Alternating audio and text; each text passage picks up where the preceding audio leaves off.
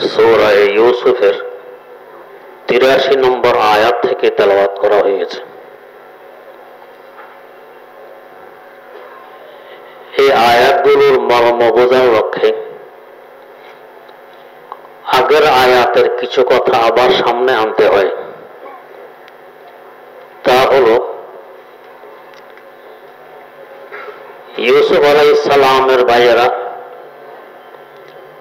দুর্ভিক্ষের কারণে কানান থেকে মিশর এসেছে শস্য সংগ্রহের লক্ষ্যে। তখন ইউসুফ আলাইহিস সালামের আপন ভাই বিনিয়ামিনকে সাথে আনা হয়নি। ইউসুফ আলাইহিস সালাম বিনিয়ামিনকে আনার জন্য একটি কৌশল অবলম্বন করলেন। কি কৌশল? যে তোমরা যে তোমাদের আরেক ভাইয়ের জন্য শস্য দিতে বলেছ, এখানে উপস্থিত হওয়া ছাড়া শস্য দেয়া যাবে না। সামনের বার আসার সময় তাকে নিয়ে আসবে, তাহলে ওর জন্য দেয়া যাবে। যদি সামনের বার তাকে আনতে না পারো, তাহলে আমি বুঝবো এখন যে তোমরা বলেছ আরেকজন ভাই রয়ে গেছে বাড়িতে, এটা মিথ্যা কথা। তখন তোমরাও আর শস্য পাবে না। এখন এরা যেভাবে হোক বিনিয়ামিনকে সাথে আনতে বাধ্য। তাদের আব্বার কাছে গিয়ে বৃত্তান্ত শুনানোর পর আব্বা বিনিয়ামিনকে সাথে দিয়ে দিলেন বাইরের থেকে কিছু কসম নিয়ে, যাতে বিনিয়ামিনের হেফাজত করে। বিনিয়ামিন আসলো মিশরে। ইউসুফ আলাইহিস সালাম আরেকটি কৌশল অবলম্বন করলেন। নিজের পান পাত্রে চুপে চাপে বিনিয়ামিনের শস্যের বস্তার ভিতরে ঢুকিয়ে রাখলেন। কাফেলা বিদায় হয়ে যাওয়ার পর এখন বলা বলি শুরু হলো যে আজিজ মিসরের পানপাত্র হারিয়ে গেছে, কে নিয়েছ বের করে দাও, দিলে এক ওটের বোঝা পরিমাণ পুরস্কার পাবে, না হয় আমরা চেক শুরু করব। কেউ তো নেয়নি, আছে তো বিনিয়ামিনের বস্তার ভিতরে। শেষমেশ চেক শুরু হলো, তার বস্তার ভিতরে পাওয়া গেল। বাইরে থেকেই স্বীকারোক্তি নেওয়া হলো। চুরি সাব্যস্ত হয়ে গেলে তার সাজা কি হতে পারে? দিনে ইয়াকুবের মধ্যে চুরির সাজা ছিল। চোর ধরা পড়ার পর যদি চুরি সাব্যস্ত হয়, তে চোর মালিকের গোলাম হয়ে যাবে। এই হিসাবে বিনিয়ামিন এখন আজিজ মিসরের গোলাম, আর বাইরে যেতে পারবে না। এক কৌশলে তাকে মিশরে আনলেন, আরেক কৌশলে রেখে দিলেন। ভাইয়েরা পরামর্শ ক্রমে বড় ভাই রয়ে গেলেন, বাকিরা আবার কেনান ফিরে গেলেন। আব্বার কাছে গিয়ে ঘটনাগুলো সব বললেন যে তোমার ছেলে চুরিতে ধরা পড়ে এখন সেখানে বন্দী। এগুলো শোনার পর সাইয়্যিদানা হযরত ইয়াকুব আলাইহিস সালাতু ওয়াস সালাম বলতেছেন, ক্বালা বাল সাওয়ালাত লাকুম আনফুসুকুম আমরা। এই সমস্ত ঘটনা কিচ্ছু নয়, এগুলো সব তোমাদের বানানো কথাবার্তা। এই আয়াতের এক অর্থ তো এই, আরেক অর্থ, আমি পয়গম্বর, আমার বাপ পয়গম্বর, আমার দাদা পয়গম্বর। দাদা খলিল খোদা সৈয়দনা হযরত ইব্রাহিম আলাইহিস সালাতু ওয়াস সালাম, বাপ হযরত ইসহাক আলাইহিস সালাম। আমার সন্তান চুরি করবে, অসম্ভব কথা, হইতে পারে না। তার ধরা পড়ল, এগুলো সব ওদের বানানো কথা। মিশরের ক্ষমতাসীন আজিজ মিসর এবং তার কর্মকর্তা যারা আছে তাদের বানানো কৌশল মাত্র আমার ছেলে চুরি করেনি। দুই অর্থ এখানে হতে পারে। ক্বালা বাল সাওয়ালাত লাকুম আনফুসুকুম আমরা, এই নতুন কিছু ঘটনা বানাই বুনাইয়ে আমার সামনে পেশ করতেছ। বানায় পেশ করো আর যাই করো, ছেলে তো নেই, বিনিয়ামিনও নেই, বড় ছেলেও নেই, ইউসুফ তো আগেই নেই। এখন আমার করার কি আছে? ফাসাবরুন জামিল, ধৈর্য ধরা ছাড়া আমার আর কোনো গতি নেই, এবং ধৈর্যই আমার জন্য উত্তম। তা আমি ধৈর্য ধারণ করলাম। আসাল্লাহু আন ইয়াতিয়ানি বিহিম জামিআ, কিন্তু আল্লাহর পয়গম্বর আল্লাহর দরবারের হাবভাব সম্পর্কে অবগত। এই দরবার নৈরাশ্যতার দরবার নয়। তা আগে নিজের আশা ব্যক্ত করতেছেন, আসাল্লাহু আন ইয়াতিয়ানি বিহিম জামিআ, অদূর ভবিষ্যতে আল্লাহ আমার কাছে পৌঁছিয়ে দিবেন। আমার ছেলে ইউসুফকেও, আমার ছেলে বেনিয়ামিনকেও, আর আমার বড় ছেলেকেও, সবাইকে আমার কাছে পৌঁছিয়ে দিবেন অদূর ভবিষ্যতে।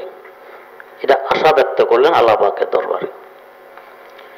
ইন্নাহু হুয়াল আলিমুল হাকিম, কি ঘটেছে না ঘটেছে আমি তো গায়েব জানি না, কিন্তু আমার আল্লাহ সব জানেন, তিনি বড় প্রজ্ঞাময়। আলিম, তিনি সব জানেন, চাই গায়েব হোক আর হাজির হোক। হাকিম, এই ঘটনাগুলো কেন ঘটছে চাবিকাঠি তো আমার আল্লাহর হাতে। একবার ইউসুফকে আমার থেকে সরাই নিলেন, আরেকবার বিনিয়ামিনকে সরাই নিলেন। এর মধ্যে কি হিকমত নিহিত এটা হাকিমে জানেন, আমরা বান্দা এটা আমরা জানবো না। আমরা তো আমাদের সব কিছু আমাদের আল্লাহর হাতে ন্যস্ত করে দেব, যাকে বলে তাফওয়িজ ইলাল্লাহ। টেনশন মুক্ত হওয়ার একটা বড় ওষুধ। টেনশন একটি মারাত্মকতম রোগ, খামাখা চিন্তা করা। এই রোগটা বাড়তে বাড়তে এক সময় যে কাজের চিন্তার দরকার নেই সেটা নিয়েও চিন্তা শুরু করে। আমার একজন উস্তাদ হযরত মাওলানা আব্দুর রশিদ নোমানী রাহিমাহুল্লাহ নাক্কাদে হাদিস ছিলেন, করাচি আল্লামা বিন নুরি টাউনের মুহাদ্দিস, হাদিস বিভাগের প্রধান। বৃদ্ধকালে ওনার এই রোগ। কোরবানির জন্য গরু খরিদ করা হয়েছে। উনি তো বুড়ো মানুষ, এটা শোয়ানোর দায়িত্ব ওনার নয়, জবার দায়িত্ব ওনার নয়। ওনার ছেলেরা আছে, বড় বড় কর্মচারীরা আছে, হেরা করবে। ওনার সাথে যে কেউ দেখা করতে যায় এই গরু চিন্তা, भाई इसको कैसे लटाया जाएगा, ये तो इंसान को खून करेगा, मैं बड़ा परेशान हूं, कैसे इसको जबा किया जाएगा, কিভাবে এটাকে শোয়ানো যাবে, এত মানুষ খুন করবে, আমি তো বড় পরেशान। हजरत ये तो आपका काम नहीं है, लटाएंगे दूसरे लोग, जबा भी करेगा दूसरा आदमी, आप तो नहीं करेंगे। नहीं भाई, इसको नहीं लेटाया जा सकता, এটাকে তো শোয়ানোই যাবে না, এত বড় গরু কিভাবে শোয়াবে, চিন্তা করে। ওনার তো দরকার নেই, তারপর এটা নিয়ে চিন্তা। এই চিন্তা করতে করতে এটা বাড়ে। তাই বুজুর্গানা দিন তার ওষুধ দেন যে তোমার সব কিছু আল্লাহর হাতে ছেড়ে দাও, আমার মঙ্গল অমঙ্গল আমার আল্লাহ জানেন, তিনি আমার ব্যাপারে যে সিদ্ধান্ত নেবেন এটাই আমার জন্য মঙ্গল। ওনার হাতে ছেড়ে দাও, তোমার কোনো টেনশন থাকবে না, চিন্তা থাকবে না। হযরত হাফেজ সিরাজ যুক্তির মাধ্যমে টেনশন দূর করার একটা ওষুধ বলে দিলেন।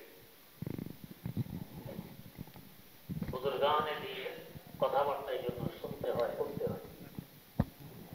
হযরত বলেন, মাকুন আন্দেশায়ে মাজি মাশদর ফিকরে মুস্তাকবিল, মাকুন আন্দেশায়ে মাজি মাশদর ফিকরে মুস্তাকবিল, গনিমত দাকে ঈদম রাকে ঈদম কি মিয়া বাসাত, গনিমত দাকে ঈদম রাকে ঈদম কি মিয়া বাসাত।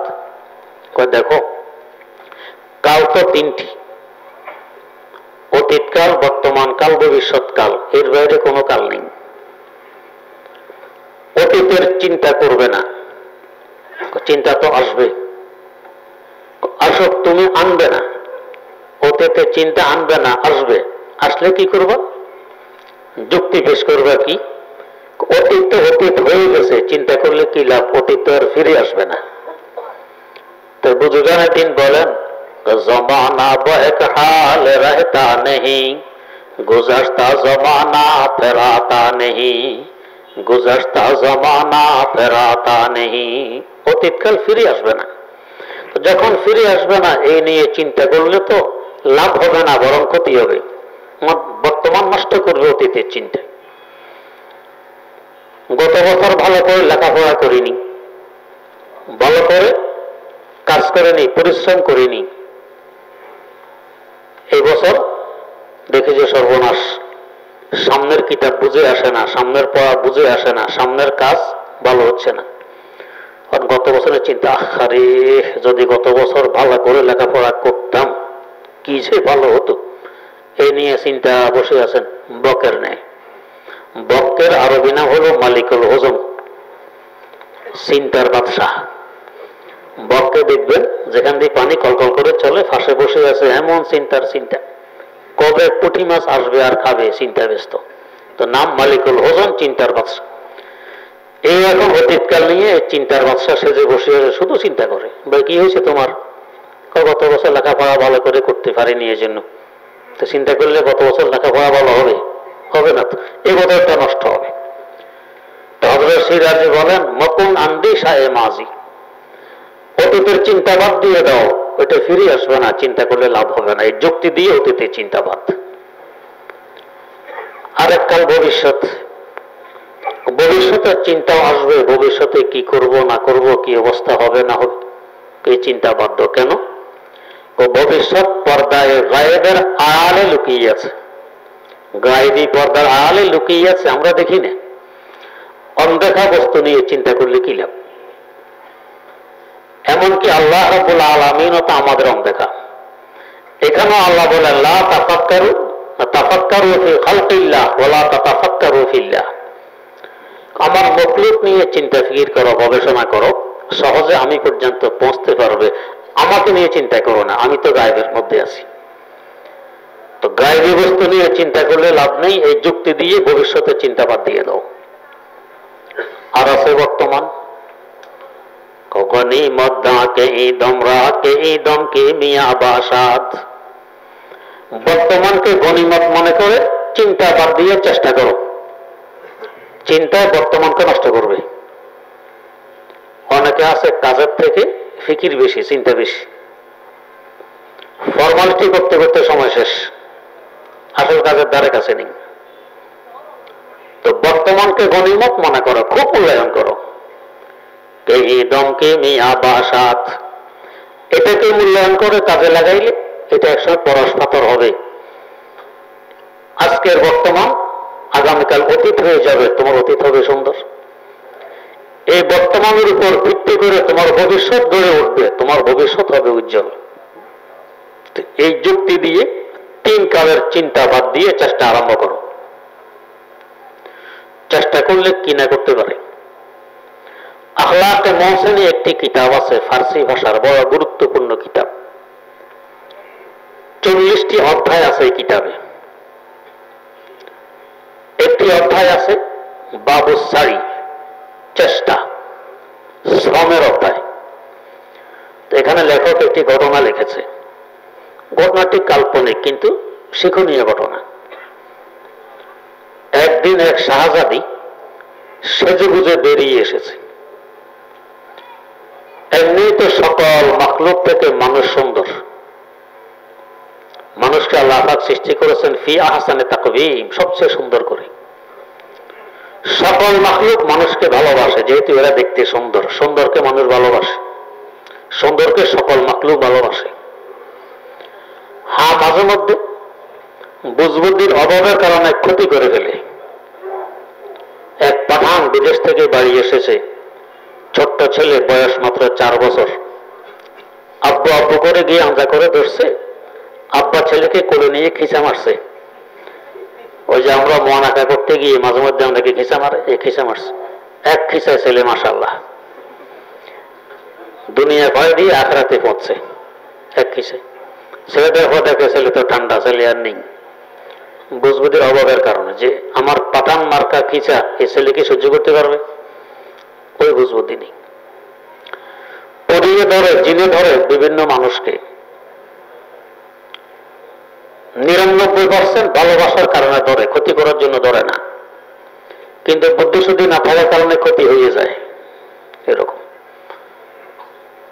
তো একটা মানুষ সবসময় সুন্দর, আরো শাহজাদি, এর উপরে সাজগোজ, কত সুন্দর লাগবে চিন্তা করুন। বেরিয়ে আসার পর দৃষ্টি পড়েছে একটি পিপিলিকার, পিঁপড়া। পিপিলিকা তো একবারে পাগল ভরা, আরে বাবারে এত সুন্দর, নিজকে নিজে কাবুতে রাখতে পারেনি, বিয়ে প্রস্তাব দিয়ে দিল, আমি তোমাকে বিয়ে করতে চাই। চিন্তা করে, বড়দের স্বভাব, বড়রা ছোটদের মন ভাঙে না, উৎসাহ দেয়। এখন যদি শাহজাদি প্রত্যাখ্যান করে তার এই প্রস্তাবকে, পিপিলিকার মন ভাঙবে। তো সরাসরি প্রত্যাখ্যান করলো না, বললো মাশাআল্লাহ আমিও রাজি আছি। পিপিলিকার আর কি লাগে, লাফালাফি। হ্যাঁ আমি প্রস্তাব দিলাম, এত রাজি আছে, বস আর একটু বাকি। তবে একটি শর্ত তোমাকে পূরণ করা লাগবে, এই শর্তটা পূরণ হইলে তোমার আমার বিয়ে হয়ে যাবে। কি শর্ত বলো? কোন শর্ত আর কিছু নয়, পৃথিবীর পূর্ব প্রান্তে একটি পাহাড় আছে, এই পাহাড়টি তুলে নিয়ে পশ্চিম প্রান্তে বসা দিতে হবে। যেদিন এই কাজ শেষ, ওই দিনে তোমার সাথে আমার বিয়ে। আমার আপনার কাছে তো মনে হয় অসম্ভব, কেন ওই শাহজাদির সাথে আমার আপনার মহব্বত নেই, অসম্ভব। মহব্বত থাকলে আপনার কাছে সহজ মনে হইত। আজ মহব্বত তলখে হাসিরি সাওয়াদ, ওয়াজ মহব্বত রঞ্জে হারা হাদ বুয়াদ, ওয়াজ মহব্বত রঞ্জে হারা হাদ বুয়াদ। মহব্বতের কষ্টের কাজকে আরামের কাজ বানাইয়ে দেয়। এমনি রাত্রে শুয়েছেন, ঘুম আসে না, এরপরে উফ আজকে রাত কত লম্বা, রাত লম্বা হয়ে গেছে। আর বাসর ঘরে গেলে প্রেমের আলাপ জুড়ে বসছেন, মুয়াজ্জিন দিয়েছে ফজরের আজান, মুয়াজ্জিন দিশ হারাইছে, হ্যাঁ মাত্র শুনলাম এখন ফজরের আজান দেয়, আসলে মোটো দিশ হারাই নেই। তো মহব্বতের কারণে কষ্টের কাজ সহজ হয়ে যায়। তো পিপিলিকার জন্য বড় সহজ, যেহেতু তার মহব্বত হয়ে গেছে।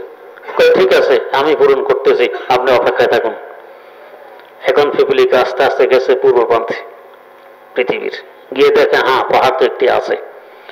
এখন এই পাহাড় উঠাইয়া কাঁধে নিয়ে পশ্চিম প্রান্তে আনা, এদিকে পিপিলিকার পক্ষে সম্ভব, কিন্তু সে বুদ্ধি বের করছে।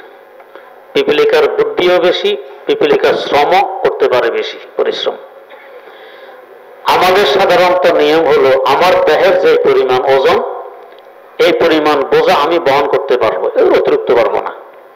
দেহের ওজন সম পরিমাণ বোঝা আমরা বহন করতে পারি। আর পিপিলিকা তার দেহ থেকে 27 গুণ অতিরিক্ত ওজন সে বহন করতে পারে, 27 গুণ। চিন্তা কর, দেখবেন পিপিলিকা তার কোনো খাবার নিয়ে যায়, কেউ পিছিয়ে দিয়ে ঠেলতেছে, কেউ টানতেছে, খেয়াল করছেন কখনো? কিছু পিপিলিকা টানে, কিছু পিপিলিকা ঠেলে। এটা এই পরিমাণ ওজন, এই যে কয়েকটা মিলে টানা ঠেলার কাজ করতেছে, এদের থেকে 27 গুণ বেশি ওজন, তারপরে হিম্মত, সাহস। তো সেই পূর্ব প্রান্তের পাহাড় পশ্চিম প্রান্তে আমার বুদ্ধি বের করছে। কি বুদ্ধি? আমি যতটুকু পারি মুখে করে মাটি একটু নিয়ে পশ্চিম প্রান্তে রেখে আসবো। তো এই পাহাড়ে একটু মাটি কমবে, ওইখানে একটু জমবে, আবার ফিরে এসে আরেকটু নিয়ে রেখে আসবো। এভাবে আস্তে আস্তে এই পাহাড় কমতে থাকবে, ওইখানে জমতে থাকবে। এক সময় পশ্চিম প্রান্তে হয়ে যাবে পাহাড়, এটা হয়ে যাবে সমতল ভূমি, বড় সহজ তার জন্য। একটু মাটি মুখে নিয়ে রওনা করছে, পশ্চিম প্রান্তে যাবে। পথের মধ্যে বাতাসের এক ঝোঁক, কোন দিকে উড়াইয়া পিপিলিকা, কোন দিকে মাটির চিমটি মুখ থেকে পড়ে গেছে। এখন বেচারা আবার ফিরে এসে খুঁজে খাজে মাটি রেটে নিয়ে মুখে নিয়ে যাচ্ছে পশ্চিম প্রান্তে। এতটুকু ঘটনা লেখার পর লেখক লিখতেছেন, সে তো পিপিলিকা, অসম্ভব কাজকে সে সহজ মনে করে আরম্ভ করে দিয়েছে।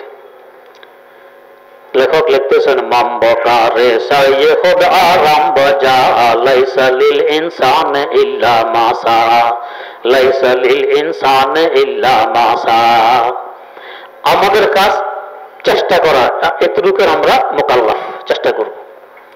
ফল আমার আল্লাহর হাতে, ওইটা আমার হাতে নয়। তো চেষ্টা করা আমার দায়িত্ব, ফল আমার আল্লাহর রহমতের হাতে, তিনি চাইলে দিবেন যদি আমার মঙ্গল হয়, চাইলে না দিবেন, ওর মধ্যে আমার মঙ্গল নিহিত আছে, আমি বুঝি না।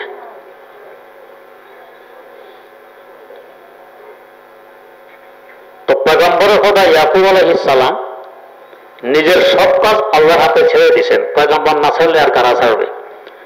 তাফবিজ ইলাল্লাহর উচ্চ শিখরে পয়গম্বরগণ আদিষ্ট থাকেন, উপবিষ্ট থাকেন।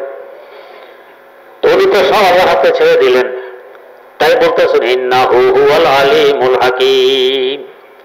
কি ঘটেছে না ঘটেছে সব তিনি জানেন। কেন এগুলো ঘটলো, এর হিকমত কি, রহস্য কি, এটা উনি ভালো জানেন, আমরা জানবো না। তা আমাদের সবকিছু তার কুদরতি হাতে, রহমতের হাতে ছেড়ে দিলাম। পয়গম্বরের শিক্ষা। ওয়াতাওয়াল্লা আনহুম ওয়া ক্বালা ইয়া আসাফা আলা ইউসুফ। এদের থেকে এখন কথাবার্তা বাদ দিয়ে আল্লাহর সাথে কথাবার্তা। ইয়া আসাফা ইউসুফ, ইউসুফের জন্য আমার আফসোস। এই ঘটনার 40 বছর আগে, এক রাওয়ায়াত মোতাবেক 40 বছর আগে ইউসুফ আলাইহিস সালাম হারিয়ে গেছেন, আরেক রাওয়ায়াত অনুযায়ী 80 বছর আগে হারিয়ে গেছেন। এই 40 হোক আর 80 হোক, কম সময় তো নয়। এটা সন্তানের বিচ্ছেদ, এটা একমাত্র পিতা মাতায় বোঝে, সন্তান বোঝে না। এই বিচ্ছেদ কত কষ্টদায়ক একমাত্র পিতা মাতা বোঝে। তো 40 বছর হোক আর 80 বছর হোক, এই সন্তানের বিচ্ছেদ। এখন আবার আরেক সন্তানকে দিয়ে যে সন্তান পেতেন বিনিয়ামিন, তারও বিচ্ছেদ। এখন কেমন লাগবে চিন্তা করুন। হায় আফসোস আমার ইউসুফের জন্য। আল্লাহ পাক সামনে বলতেছেন এই বিচ্ছেদ বেদনার কারণে কাঁদতে কাঁদতে তার চোখের জ্যোতি নষ্ট হয়ে গেছে, চোখ সাদা হয়ে গেছে। চিন্তার কারণে চোখের জ্যোতি নষ্ট হয়ে গেছে। ফাহুয়া কাযিম, কিন্তু উনি হজম করেন। মানুষের কাছে বলে বেড়ান না যে আমার ছেলেরা এই জুলুম করছে, অপরাধ করছে, বলে বেড়ান না, নিজে নিজে হজম করেন।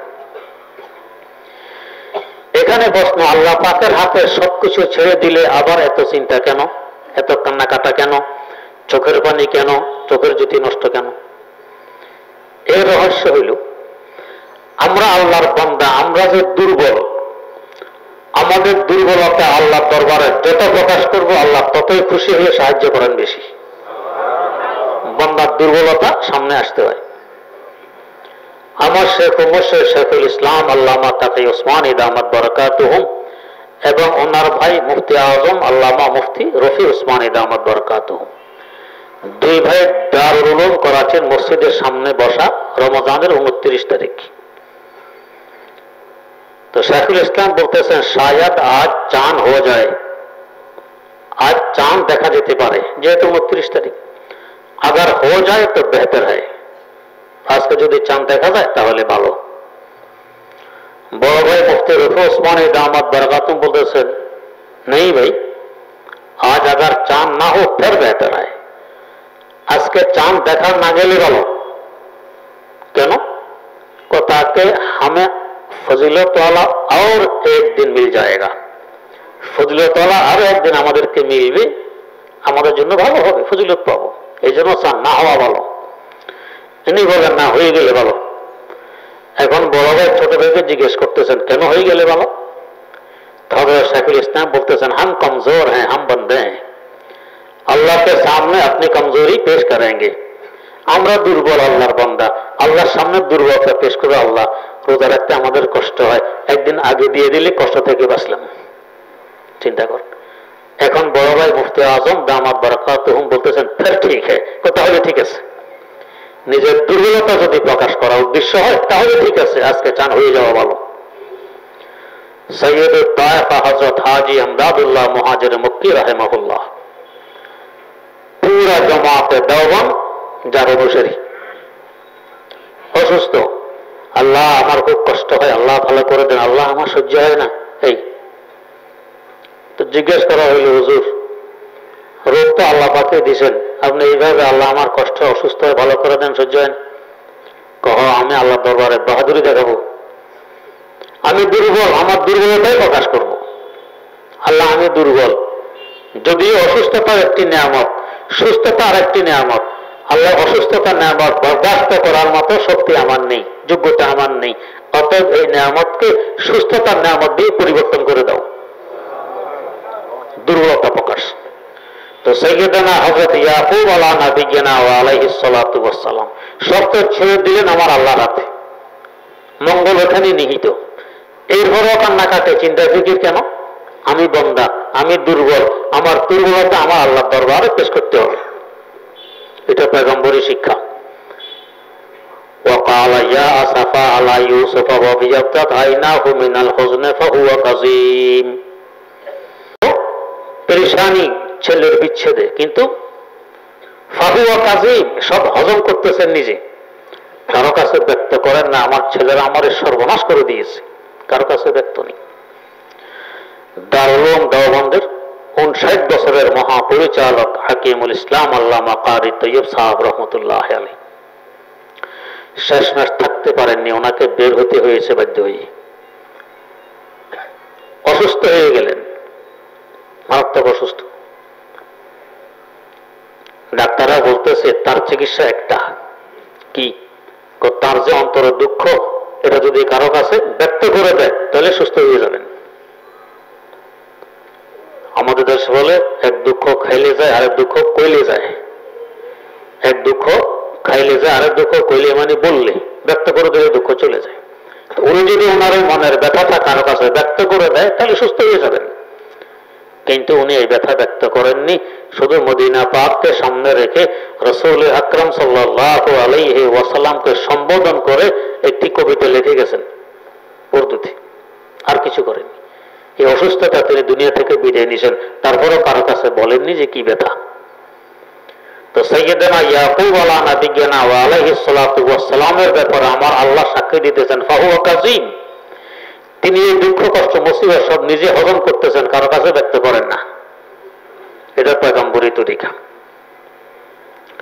قالوا تالله تفتح تذكر يوسف حتى تكون حرضا أو تكون من الهالكين। ছেলেরা বলতেছে আব্বা ইউসুফ হারিয়ে গেছে 40 কিংবা 80 বছর আগে, এতদিনে তো ভুলে যাওয়ার কথা, মনে হয় যেন এখন হারিয়েছে, আপনার কাছে এটা তাজা মনে হয়, এখনো আপনি এটা বলতে পারেননি। হাত্তা তাকুনা হারাদান, আপনি তো মওতের কাছাকাছি গিয়ে পৌঁছবেন যা দেখা যায়। আও তাকুনা মিনাল হালিকিন, অথবা মারাই যাবেন। এই অবস্থা আপনার। দুর্বলতা কি পরিমাণ প্রকাশ করতেছেন আমার আল্লাহর কাছে চিন্তা করুন। মুফাসসিরিনে কেরাম এখানে একটি প্রশ্ন আনেন। ইউসুফ তার ছেলে, বিনিয়ামিন তার ছেলে, ছেলে সন্তান অর্থ সম্পদ এগুলোকে বলে দুনিয়া। তো এই দুনিয়া নিয়ে উনি এত পরেশান কান্নাকাটি, এটা পয়গম্বরের শান অনুযায়ী তো যেন শোভা পায় না দুনিয়া। মুফাসসিরে কোরআন আল্লামা সানাউল্লাহ পানিপতি রাহিমাহুল্লাহ তাফসিরে মাযহারিতে উত্তর দিয়েছেন, আমার তোমার দৃষ্টিতে দুনিয়া মনে হইলেও পয়গম্বরের দৃষ্টিতে দুনিয়া নয়।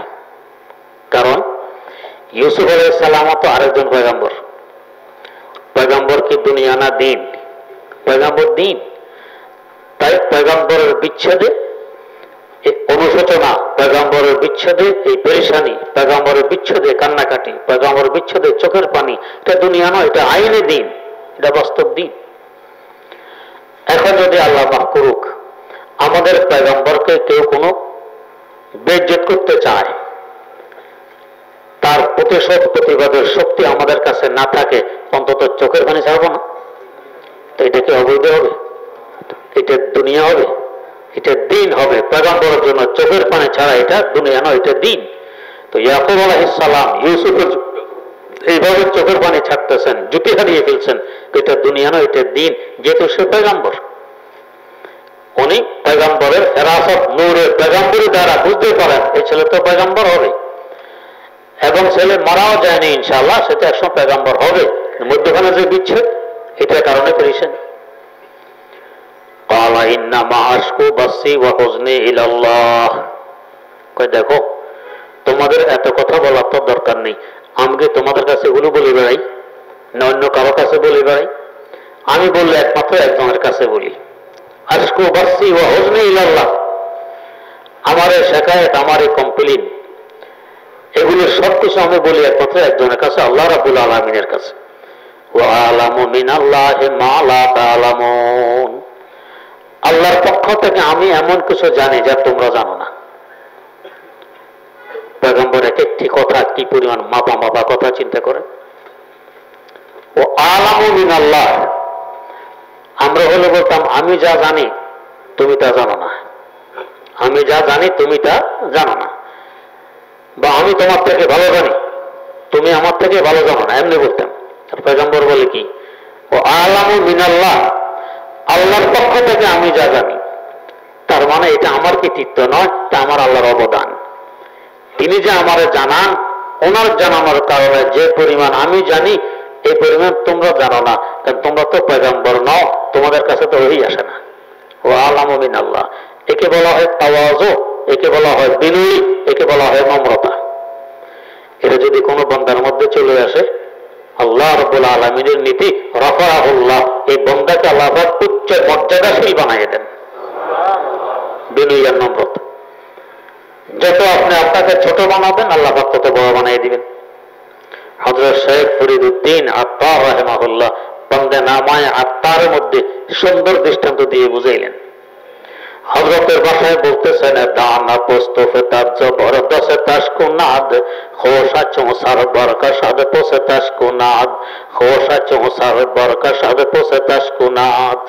কয় দেখো, কৃষক যখন ধান বুনায়, ধান মাটির অন্ধকারে লুকানোর চেষ্টা করে, চাষ দিলে আরো লুকায়, মই দিলে একেবারে লুকিয়ে যায়, আর দেখা যায় না। এই অবস্থা কেন করে? ধান এই চিন্তা করে, আমি কত ছোট্ট একটি মাখলুক, কিসের আমার অস্তিত্ব, কোন লজ্জায় চেহারা দেখাই, মাঠে অন্ধকারে লুকিয়ে থাকি, এটাই আমার জন্য মঙ্গল। তার বিনয় আর নম্রতার বরকতে আল্লাহ পাক এই মাটির অন্ধকারে রেখেও তার থেকে একটি বড় গাছ সৃষ্টি করে দিয়েছেন। একটা ধান থেকে ধান গাছ কত বড়, কোন কোন ধান গাছ 3 হাত 4 হাত, আমাদের এলাকায় বর্ষাকালে যে ফসল হয় 6-7 হাতে লম্বা হয় ধান গাছ, পানির সাথে সাথে লম্বা হয়ে যায়। তো একটা ধান থেকে 100 গুণ বড় আল্লাহ পাক বড় বানিয়ে দিলেন। বড় হওয়ার পরে গাছ এবারে মনে করে আমি তো বড়, আমার মালিক আমার ক্ষেতের ভিতরে ঢুকলে মালিকের মাথা দেখা যায় না, আমার মাথা তার মাথা থেকে আরো উপরে, আমি এখন বড়। আরো বড় হওয়ার লক্ষ্যে আকাশ পানে একটি শীষ ছেড়ে দেয়, ধানের শীষ উপরের দিকে। আল্লাহ পাক জন্য বলে দিচ্ছেন, দেখো এখন বড় ভাবতেছ, অপেক্ষা করো, অদূর ভবিষ্যতে ঘাড় ভেঙে দিচ্ছি। ধানগুলো যখন পাকে তখন কি ধানের শীষ উপরের দিকে থাকে? সব মাথা নিচের দিকে নুয়ে পড়ে, ঘাড় ভেঙে দিলেন।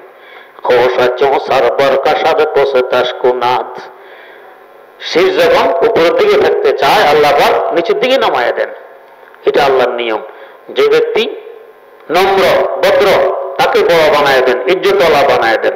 আর যে মনে করে আমি বড়, আমি ভালো, আমি বুদ্ধিমান, আমি শিক্ষিত, আর কে কি জানে, আল্লাহ তাদের বেইজ্জত করে দেন। কাল কিবরিয়া ওরে দেয়, আল্লাহ বলেন এইভাবে অহংকার অহমিকা, এটা আমার চাদর, এটা নিয়ে যে টানাটানি করবে তাকে আমি বেইজ্জত করে ছাড়ি। তো সৈয়দনা ইয়াকুব আলাইহিস সালাম বলতেছেন, আমি তো আমার কমপ্লেইন, আমার শেখায় সব আল্লাহর কাছে বলি, আর আল্লাহর পক্ষ থেকে আমি যা জানি তোমরা তা জানো না। আমি যা জানি তা নয়, আল্লাহর পক্ষ থেকে আমি যা জানি, আল্লাহ আমাকে যা জানান। ওনার দাদা কি করছিলেন? ওনার আব্বা তো সৈয়দনা হযরত ইসহাক আলা নবিয়িনা ওয়া আলাইহিস সালাতু ওয়াস সালাম। নামকের শুকর আদায়ের লক্ষ্যে বলি, হযরত ইসহাক আলাইহিস সালাম একজন জলিল কদর পয়গম্বর। এদিকে বাপ পয়গম্বর, এদিকে ছেলেও পয়গম্বর, মধ্যখানে নিজেও পয়গম্বর, সামনে নাতিও পয়গম্বর। ইউসুফ নাতি পয়গম্বর, ইউসুফের আব্বা ইয়াকুব ছেলে পয়গম্বর, আর উনি নিজে ইসহাক পয়গম্বর, ওনার আব্বা ইব্রাহিম পয়গম্বর আলাইহিমুস সালাতু ওয়াস সালাম। একদিন স্বপ্নে দেখি হযরত ইয়াকুব আলাইহিস সালাম আসছেন, আমি তার পাশাপাশি হাঁটতেছি। হাঁটতে হাঁটতে এক পুকুরে নেমে তিনিও উজু করলেন, আমিও তার পাশে উজু করলাম। পুকুর পাড়ে উঠে ঘাসের মধ্যে নামাজ পড়বো, আসরের নামাজ। আমাকে বলেন একামত দাও, আমি একামত দিলাম, তিনি ইমাম হয়ে নামাজ পড়াই দিলেন।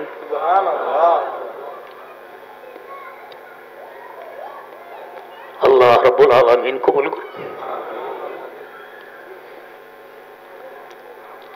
হযরত ইয়াকুব আলাইহিস সালাম বলতেছেন, ইয়াকুব আলাইহিস সালামের দাদা ইব্রাহিম আলাইহিস সালাম বাইতুল্লাহ নির্মাণের পরে কত বড় গুরুত্বপূর্ণ একটি কাজ সমাধা করলেন। বাইতুল্লাহ নিশ্চিহ্ন হয়ে গিয়েছিল, তিনি আবার চিহ্নিত করলেন, ঘর নির্মাণ করলেন। আমরা হলে বলতাম এটা আমার কৃতিত্ব, আমি পেরেছি, আর কে পারত? তিনি আল্লাহর পয়গম্বর বলতেছেন কি, আল্লাহ وَإِذْ يَرْفَعُ إِبْرَاهِيمُ الْقَوَاعِدَ مِنَ الْبَيْتِ وَإِسْمَاعِيلُ। স্মরণ করো ওই সময়কে যখন ইব্রাহিম এবং তার ছেলে ইসমাইল মিলে আল্লাহর ঘর নির্মাণ করেছেন, কাজ সমাধা করেছেন। এতটুকু এখানে উদ্দেশ্য না, উদ্দেশ্য সামনে কি, রব্বানা তাকাব্বাল মিন্না ইন্নাকা আনতাস সামিউল আলিম। আল্লাহ, বাপ বেটা মিলে কাজ করেছি না, আপনি করাইছেন। কাজ আমরা করিনি, আপনি করাইছেন। অতএব কবুল আপনার হাতে, কবুলটা আপনি করে নেন। কবুল যদি না করেন, আমি অনেক কিছু করে ফেলি, 2 পয়সার মূল্য আছে, আর কবুল করলে অল্প হোক এটার মূল্য আছে। এই জন্য আমি আমাদের ছাত্রদেরকে যখন এখান থেকে পাশ করে যাই তো বলি, যেভাবে হোক, যেখানে হোক, যে অবস্থায় হোক, দ্বীনের খেদমতের চেষ্টা করবা। বুখারী শরীফ পড়াইতে হবে এটা আবশ্যক নয়, সুযোগ হলে নুরানি কায়দা পড়াও, তারপরেও পড়াবে। সারা জীবন বুখারী শরীফ পড়াইলাম, কবুল হইল না, কি লাভ হবে? নুরানি কায়দা পড়লাম, যদি আল্লাহ কবুল করেন আমি ধন্য। তো দ্বীনি খেদমতে লেগে থাকবে, এখান থেকে কখনো পিছপা হবে না।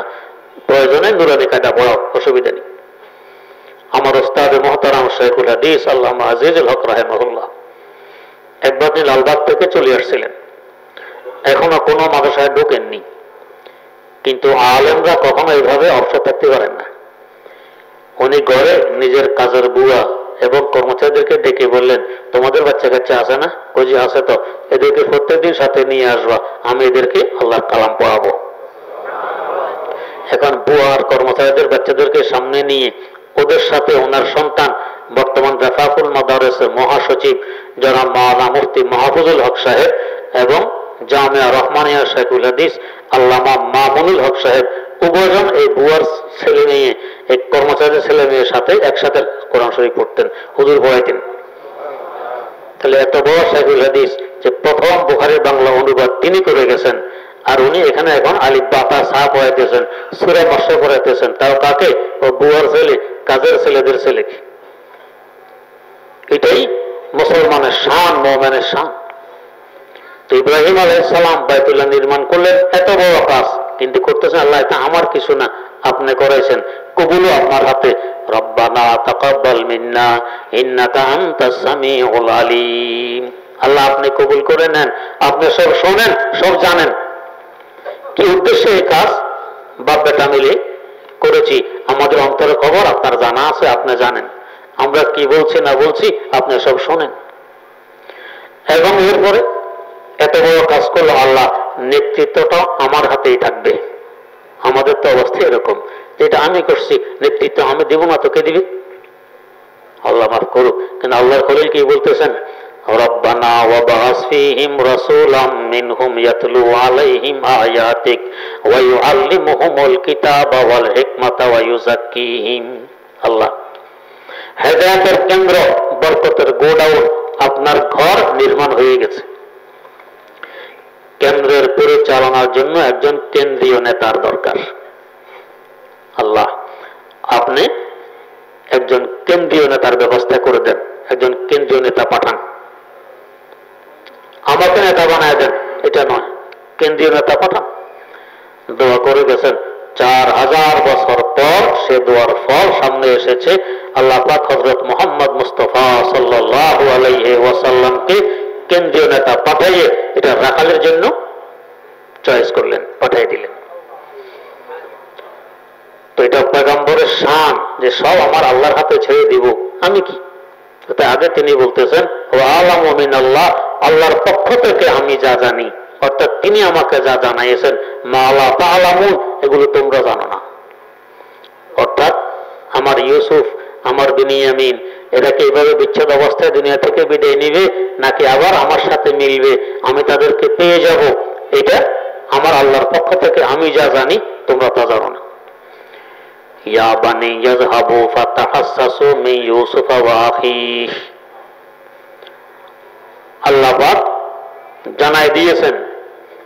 এতদিন যাবৎ 40 বছর হোক 80 বছর হোক ছেলেদেরকে বলেননি যাও আমার ইউসুফকে খুঁজে বের করো, নিজেও খোঁজার জন্য বের হননি। এমনকি তাফসীরের কিতাবে লেখে যখন তার নিজ গ্রামের কূপে ইউসুফকে ফেলে দেওয়া হয়, ছেলেরা এসে বলল যে আব্বা একে বাঘে খেয়ে ফেলছে, আমরা ওদের দৌড় দিতাম ওই জায়গায়, দেখি তো কি অবস্থা। উনি জান নেই, এটা তখন ওনার অনুভূতিতে আসে নাই, কেন আমার আল্লাহ দেন নেই। সেখানে তো খোঁজাখুঁজি করেন নাই, ছেলেদেরকে বলেন না যেভাবে ইউসুফকে চাই, বলেননি। আর 40 কিংবা 80 বছর পর এখন বলতেছেন কি ইযহাবু, যাও। কি জন্য যাও? ফাতাহাসসাসু মিন ইউসুফ, ইউসুফের খোঁজে বের হোক, ইউসুফের খোঁজে বের হোক। ইউসুফকে কোথায় খুঁজবে, কোথায় বের হবে? যাবে মিশর। ইউসুফ হারিয়েছে কেনান, ছেলেদেরকে বলে ইউসুফকে খোঁজো, খোঁজার জন্য যাবে মিশর। বিনিয়ামিন তো মিশরে আছেন বন্দী অবস্থায়, এটা ঠিক আছে। ইউসুফ কোথায় আছেন তো জানা নেই, কিন্তু ইউসুফকে খোঁজার জন্য বলতেছেন মিশর যাও। ওয়ালা তাইয়াসু মির রাউহিল্লাহ, সন্তানদেরকে উপদেশ দিলেন যে আমার আল্লাহর অনুগ্রহ থেকে নিরাশ হবে না, আমার আল্লাহর অনুগ্রহ থেকে নিরাশ হবে না। কেন হবে না? ইন্নাহু লা ইয়াইয়াসু মির রাউহিল্লাহি ইল্লাল কওমুল কাফিরুন, আমার আল্লাহর রহমত থেকে কেউ নিরাশ হয় না কাফের ব্যতীত। একমাত্র কাফের, মুশরিক, মুরতাদ, নাস্তিক এরা আমার আল্লাহর রহমত থেকে নিরাশ হয়, মুমিন কখনো রহমত থেকে নিরাশ হয় না। কেন বললেন?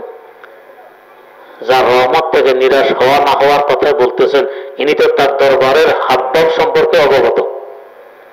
এই দরবার থেকে তো সবসময় ডাক চলতে থাকে, বাস আ বাস আ, হর আঁচে হস্তি বাস আ, বাস আ বাস আ, হর আঁচে হস্তি বাস আ, গর্বাতে লোগ ইবরো বুত পুরুস্তি বাস আ। এই দরগাহে মা দরগাহে না উম্মেদ নিস্ত, সদবার আগার তওবা শিকস্তি বাস আ। ও আমার ভাগুড়ে গোলাম, যত দূরে ভেগে যাও না কেন আবার ফিরে আসো, আমি তোমার অপেক্ষায় আছি, আমি তোমার মনিব, তুমি আমার গোলাম, আবার ফিরে আসো। যে দরবার থেকে ডাকা হচ্ছে এই দরবার নিরস্বতার দরবার নয়। এই দরগাহে মা দরগাহে না উম্মেদ নিস্ত, সদবার আগার তওবা শিকস্তি বাস আ। শত সহস্রবার যদি তওবা ভঙ্গ করো তারপরও ফিরে আসো, আমি অপেক্ষায় আছি। তোমার গুনাহ যত বড়ই হোক না কেন, কিন্তু আমার রহমতের সাগরের থেকে আরো বড়। সৈয়দনা হযরত আব্দুল কাদের জিলানী রাহমাতুল্লাহ আলাইহি এর জন্য দোয়া করতেন, এখানে আমি বলছি। আহা, যে যেমন তার দোয়া তেমন। কি দোয়া? যুনুবি কামাউজিল বাহরে বাল হিয়া আকসারুহু, যুনুবি কামাউজিল বাহরে বাল হিয়া আকসারুহু, কুল্লুহা কাল জিবালে বাল হিয়া আকবারুহু, ওয়ালাকিন ইনদাল কারীম ইযা আফা কাজানাহিল বাউজাত বাল হিয়া আসগারুহু, কাজানাহিল বাউজাত বাল হিয়া আসগারুহু। আল্লাহ, আমি আব্দুল কাদেরের গুনাহ সংখ্যার দিক দিয়ে এত বেশি যেন সাগরের তরঙ্গ। সাগরের তরঙ্গ গুণে শেষ করা যায়? আমার গুনাহ সংখ্যা এত বেশি, বাল হিয়া আকসারুহু, বরং সাগরের তরঙ্গের একটা সীমা আছে, আমার গুনাহ এর থেকে আরো বেশি, সীমা নেই। আহ, যাকে বড় পীর বলা হয়, সৈয়দুল আউলিয়া বলা হয়, তিনি বলতেছেন আমার গুনাহ এই পরিমাণ। আর আমরা কি করি? আমার থেকে দুধে দেওয়ার মানুষ কি আরেকজন আছে দুনিয়াতে? এত পুত পবিত্র, ওহি আসা তো সামান্য বাকি। আমার শাইখ মুর্শিদ বলতেন সাল্লাল হায়েক রাকাতাইন ফান্তাজারাল ওয়াহি। জোলা সারাদিন কাপড় বুনায়, নামাজ নাই, কালাম নাই, কিছু নাই। একদিন কেমনে কেমনে 2 রাকাত পড়ছে, 2 রাকাত পড়ে চোখ বন্ধ করে বসে আছে, এখন জিবরিল আমিন ওহি নিয়ে আসবেন। কারণ কত বড় কাজ আঞ্জাম দিলাম, আর কি বাকি আছে? এখন ফান্তাজারাল ওহি, ওহির অপেক্ষায় আছে। আমাদের তো অবস্থায় গুনার সংখ্যা বললেন সাগরের তরঙ্গ থেকেও বেশি। আকার বলতেছেন কুল্লু হা কাল জিবালে বাল হিয়া আকবারুহু। আল্লাহ, আমার প্রত্যেকটি গুনাহ তো পাহাড়ের মতো, বরং পাহাড় থেকে আরো বড়। তবে আল্লাহ, যে দরবারে আমি দরখাস্ত পেশ করতেছি, দরবার অবস্থা কি? ওয়ালাকিন ইনদাল কারীম ইযা রাফা, যার কাছে আমার এই গুনাহগুলো নিয়ে আমি দন্না দিয়েছি, আল্লাহ এই তোর রহমতের সাগর তো এত বড়, এত বড়। ওই সাগরে আমার গুনাহগুলো যদি ছেড়ে দেওয়া হয়, কাজানাহিল বাউজাতে বাল হিয়া আসগারুহু,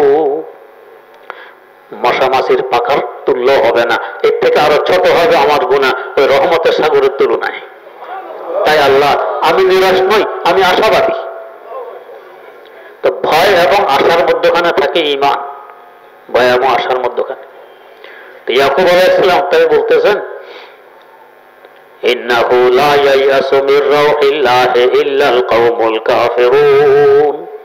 আল্লাহর রহমত থেকে কেউ নিরাশ হয় না, কাফের, মুশরিক, মুরতাদ, নাস্তিক ছাড়া। ও আমার বৎস, তোমরা কেউ নিরাশ হবে না। আমার ইউসুফকে ইনশাআল্লাহ পাওয়া যাবে, আমার বিনিয়ামিনকে ইনশাআল্লাহ পাওয়া যাবে। এক সময় আমরা আবার মিলিত হব, আমি আশাবাদী। আল্লাহ রাব্বুল আলামিন সহি বুঝার তৌফিক দান করুন।